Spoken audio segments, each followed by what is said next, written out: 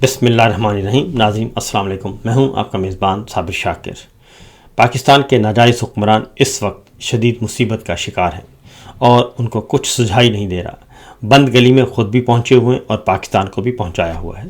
International pressure بہت بڑھتا جا رہا ہے اور خاص طور پہ پاکستان میں جمہوریت کی بحالی اور نئے الیکشن،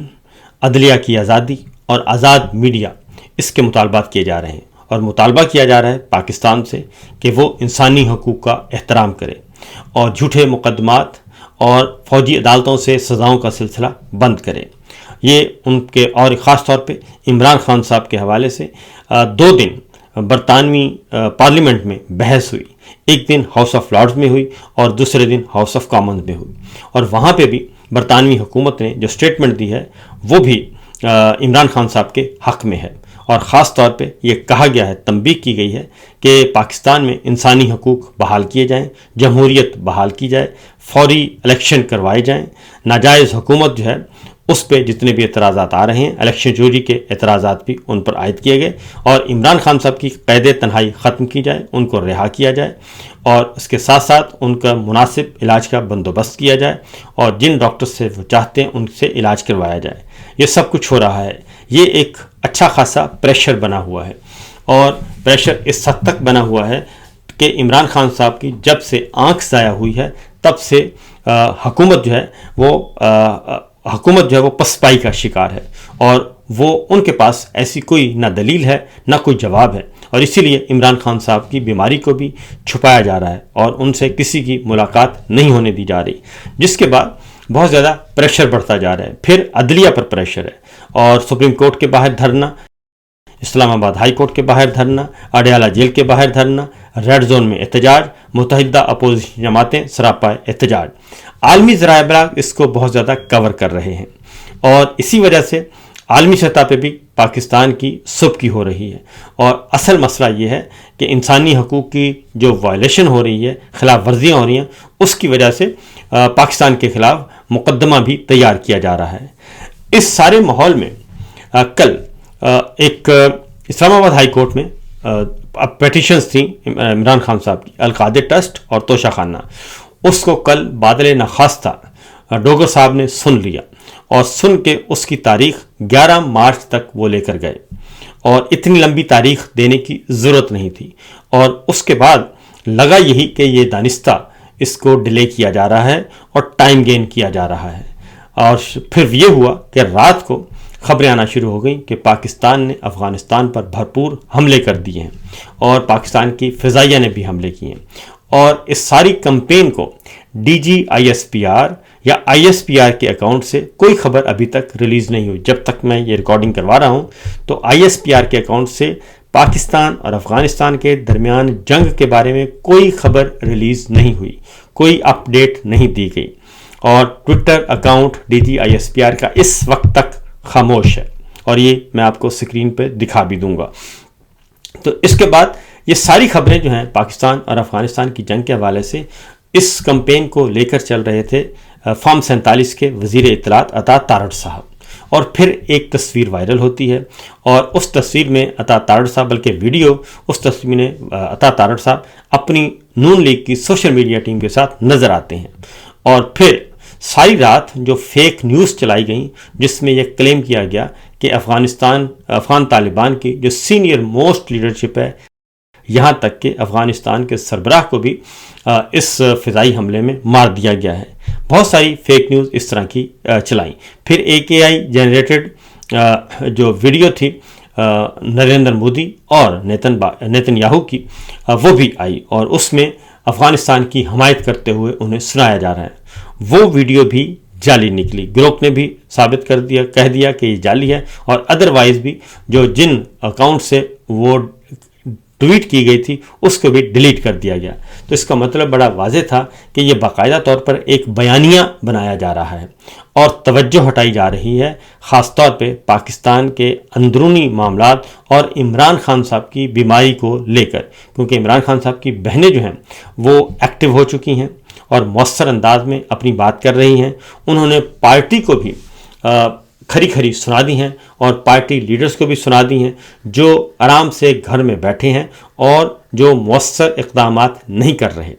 اور اس لیے اس کے ساتھ ساتھ عمران خان صاحب کے کل دونوں بیٹے بی بی سی پہ اپیئر ہوتے ہیں، بی بی سی لندن کو انہوں نے انٹرویو دیا اور اس میں انہوں نے بھی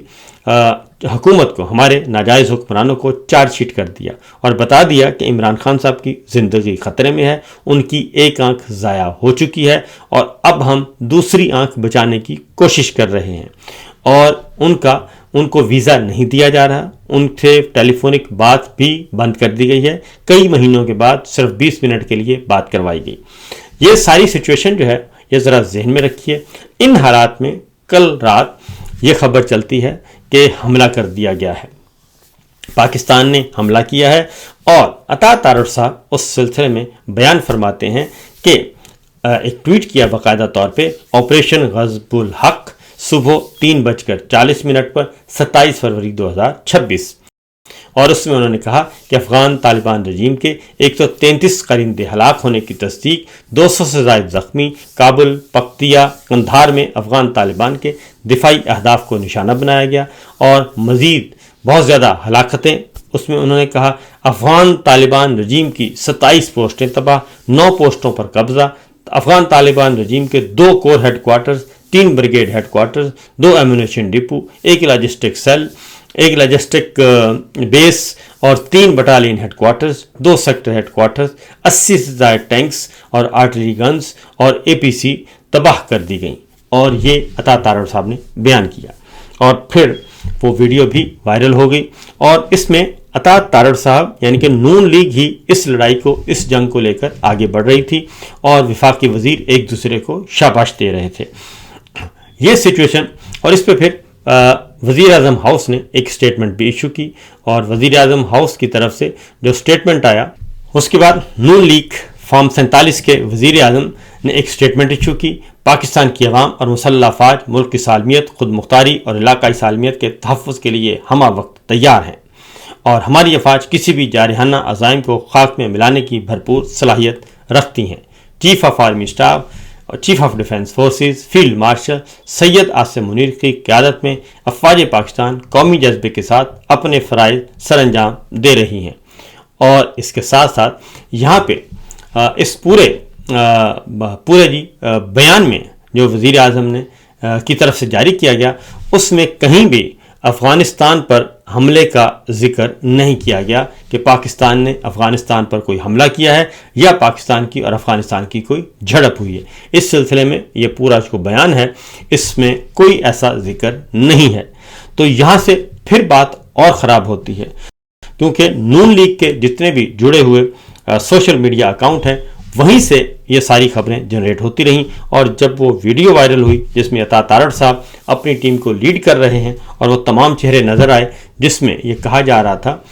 ٹویٹس کیے جا رہے تھے اور فیک اور مشکوک اکاؤنٹ سے کہ افغان حکومت کی جو لیڈرشپ ہے اس کو بھی اس میں مار دیا گیا ہے۔ بہرحال اصل پرابلم کیا ہے، یہ سارا کچھ ماحول بنانے کی ضرورت کیوں پیش آ رہی ہے؟ اصل مسئلہ یہ ہے کہ عمران خان صاحب کا معاملہ کو لے کر حکومت پاکستان، ہمارے ناجائز حکمران بہت زیادہ انڈر پریشر ہیں۔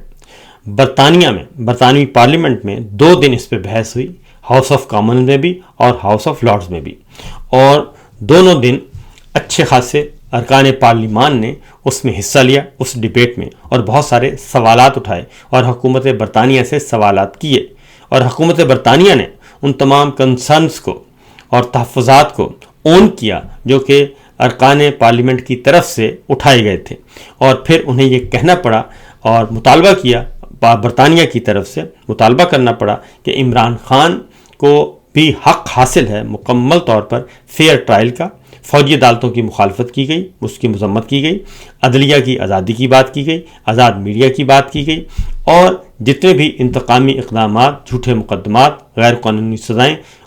کی گئی تھیں ان کا بھی مذمت کی گئی، اور مطالبہ کیا گیا کہ عمران خان کی غیر قانونی قید تنہائی کو ختم کیا جائے،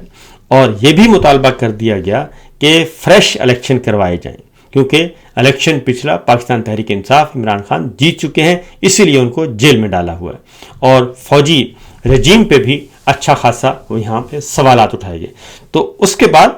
یہ افغانستان والا معاملہ اور یہ قضیہ آ گیا، تو اس کے بعد پھر اندازہ ہوتا ہے کہ یہ بیانیے کی بھی جنگ کی جا سکتی ہے، یہ بیانیے کی بھی جنگ اس میں شامل ہے۔ اس کی ریزن یہ ہے کہ نون لیگ کو خاص طور پہ بہت سارے مسائل کا اس وقت سامنا ہے، اور ٹرانسپیرنسی انٹرنیشنل نے بھی ایک عدد خط لکھ دیا ہے، اور ٹرانسپیرنسی انٹرنیشنل کے مطابق جو جہاز خریدا گیا ہے اس میں قواعد و ضوابط پورے نہیں کیے گئے، اور اس میں بے ضابطگیوں کا ذکر ہے، بے ضابطگیاں کی گئیں، اور اب اس کے لینے کے دینے پڑے ہوئے ہیں ہمارے جناب معززین، جو نون لیگ کی معزز حکومت ہے اس کو۔ اس سلسلے میں ٹرانسپیرنسی انٹرنیشنل نے وزیر اعلیٰ پنجاب مریم نواز کو طیارے کی خریداری کے حوالے سے خط لکھا ہے، اور مبینہ طور پر گلف اسٹریم G500 کی خریداری میں پیپرا رولز کی خلاف ورزی کی گئی ہے۔ اوپن بولی نہ کروانے سے شفافیت، طریقہ کار کی پابندی اور رقم درست استعمال سے متعلق سنگین خدشات پیدا ہوتے ہیں۔ وزیر اعلیٰ تعین کریں کہ محکمہ خزانہ، منصوبہ بندی، ترقی یا متعلقہ اداروں نے عوامی ٹینڈر کے بغیر خریداری کی اجازت کیوں دی۔ یہ خط آ چکا ہے، اور پاکستان میڈیا کے وہ میڈیا ہاؤسز اور وہ اینکرز جو کہ ہماری اسٹیبلشمنٹ کے ساتھ بہت گہرے مراسم رکھتے ہیں، وہ اس سٹوری کو لے کر بدستور آگے جا رہے ہیں، اور وہ سوالات اٹھا رہے ہیں، سوالات پوچھ رہے ہیں، لیکن مریم صاحبہ اور ان کے جو ترجمان ہیں، ان کے وزیر ہیں، ان کے مشیر ہیں، وہ اس بات کا جواب نہیں دے رہے، اور وہ اس سلسلے میں آئیں بائیں شائیں کر کے نکل جاتے ہیں۔ لیکن جب ہم دیکھتے ہیں کہ یہ معاملہ ہے تو پھر اس کا مطلب ہے کہ رولا تو اچھا خاصا ہے۔ پھر نون لیگ نے کل ایک اور کام کیا۔ نون لیگ کے اسپیکر قومی اسمبلی نے انہوں نے پارلیمنٹ کی کوریج پر سوشل میڈیا اور ڈیجیٹل میڈیا کو پہ پابندی لگا دی، اور انہوں نے کہا کہ کل ایک ضابطہ اخلاق جاری کیا گیا، اور کہا گیا کہ جی گیٹ نمبر 1 کی کوریج کی اجازت الیکٹرانک میڈیا، پیمبرا کے لائسنس یافتہ ٹی وی چینل اور پریس انفارمیشن ڈپارٹمنٹ سے منظور شدہ پرنٹ میڈیا کے رپورٹر اور کیمرہ مین اور فوٹوگرافروں کو ہوگی۔ اور اس میں انہوں نے کہا کہ YouTubers, social media bloggers, digital content creators یا آن لائن پلیٹ فارمز پر کام کرنے والے نمائندگان کو کوریج کی اجازت نہیں ہوگی۔ یعنی social media, digital media, YouTube, Facebook, blogger اور انفلوئنسر سب پہ پابندی لگا دی، اور اس کا مطلب بڑا کلیئر تھا کہ صرف ٹیلی ویژن چینل کے جو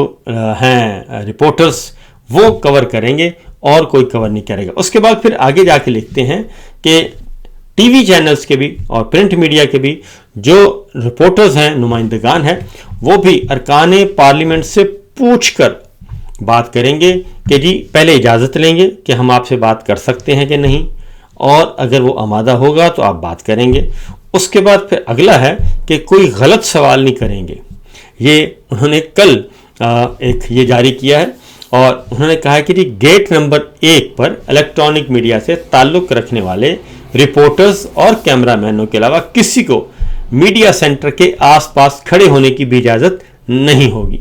گیٹ نمبر 1 کے آہنی دروازوں کے اندر موبائل یا کیمرہ کے ذریعے ریکارڈنگ ممنوع ہوگی۔ گیٹ نمبر 1 کے باہر قائم شیڈ کے باہر دونوں اطراف راستہ چھوڑ کر کیمرے نصب کیے جائیں گے، اور گیٹ نمبر 1 پر قائم شیڈ کے نیچے راستہ کھلا رکھنا یقینی بنایا جائے گا تاکہ ارکان پارلیمنٹ کی آمد و رفت میں کوئی رکاوٹ نہ آئے، اور ہجوم بنانے، راستہ روکنے یا کسی قسم کی بدنظمی کی اجازت نہیں ہوگی، اور ضابطہ اخلاق کی خلاف ورزی کی صورت میں کارڈ منسوخ کر دیا جائے گا۔ پارلیمنٹ میں داخلے پر پابندی لگا دی جائے گی، اور میڈیا نمائندگان دوران کوریج صحافتی اقدار اور پیشہ ورانہ اخلاقیات کو مد نظر رکھتے ہوئے معزز پارلیمنٹیرین سے سوالات کریں گے۔ کسی بھی رکن پارلیمنٹ یا سرکاری شخصیت سے گفتگو شائستہ انداز میں اور ان کی رضامندی سے کی جائے گی۔ پارلیمنٹری رپورٹرز ایسوسی ایشن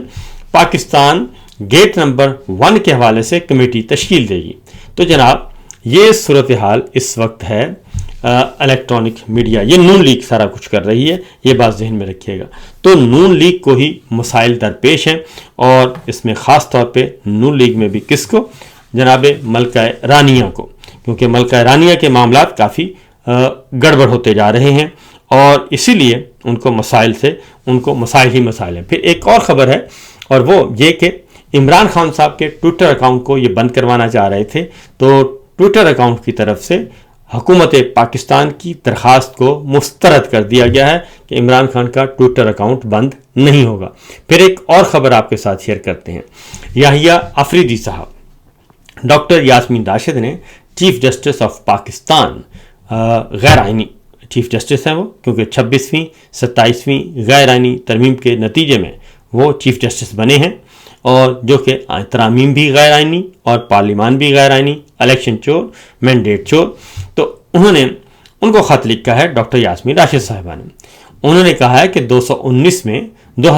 میں میاں نواز شریف کے پلیٹلیٹس کم ہونے کے باعث سروسز ہسپتال منتقل کیا گیا تھا، اور اس وقت ہم حکومت میں تھے، اور ہم نے یقینی بنایا کہ انہیں ان کی بیماری کے مطابق بہترین طبی سہولیات فراہم کی جائیں۔ اس دوران میاں نواز شریف کے ذاتی معالج ڈاکٹر عدنان میڈیکل بورڈ کے تمام اجلاسوں میں شریک رہے، اور یہ احساس دلانے کی کوشش کی گئی ہے یحییٰ آفریدی صاحب کو کہ جناب ہوش کے ناخن لیں اور عمران خان صاحب کے حوالے سے اقدامات اٹھائیں، لیکن اس کا الٹا اثر ہوا یحییٰ آفریدی صاحب پہ۔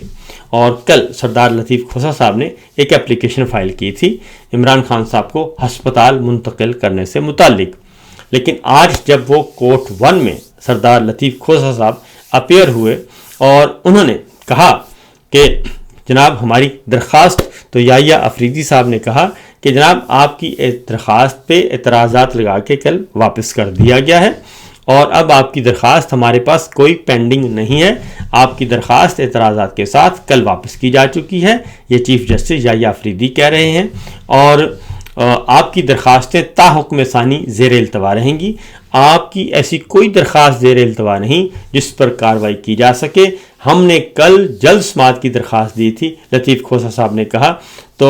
یحییٰ آفریدی صاحب نے کہا کہ عدالت نے حکم نہیں جاری کیا تھا بلکہ حکومت نے یقین دہانی کرائی تھی، آپ عدالت کا فیصلہ دوبارہ پڑھ لیں، صحت کا ایشو زیر التوا نہیں ہے۔ یہ یحییٰ آفریدی صاحب نے بات ہی ختم کر دی کہ کوئی زیر التوا ہے ہی نہیں، سیاسی یا قانونی نہیں بلکہ انسانی بنیادوں پر ہسپتال منتقلی کی استدعا کی ہے۔ لطیف کھوسہ صاحب نے کہا انسانی بنیادوں پر ہی میڈیکل چیک اپ کروایا گیا تھا، چیف جسٹس نے جواب دیا حکومت کی طرف سے۔ اور انہوں نے جسٹس شاہد بلال حسن نے کہا کہ آپ کو میں 1992 سے جانتا ہوں، اور